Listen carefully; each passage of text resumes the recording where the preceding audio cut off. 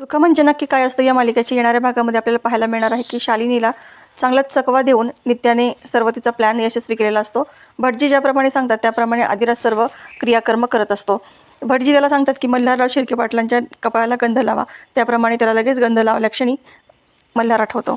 त्यानंतर तशाच पद्धतीने उदयही आठवतो आणि दादासाहेबांच्या फोटोला जेव्हा तो टिलक लावतो त्यावेळेस त्याला दादासाहेबसुद्धा आठवतात.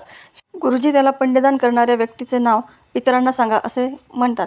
त्यावेळेस आदिराज आपले नाव जयदीप सूर्यकांत शिंदे असं सांगतो. अखेर तोच जयदीप आहे हे त्याला समजलेलं असतं.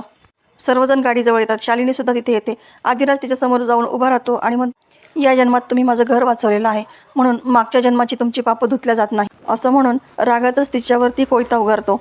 आता हे सर्व पाहून शालिनीला खूपच धक्का बसलेला असतो. तर मित्रांनो, येणारे भाग अतिशय रंजक आपल्याला पाहायला मिळणार आहे. अशाच नवनवीन व्हिडिओ अपडेट पाहण्यासाठी या चॅनलला सबस्क्राईब करा. व्हिडिओ पाहिल्याबद्दल धन्यवाद.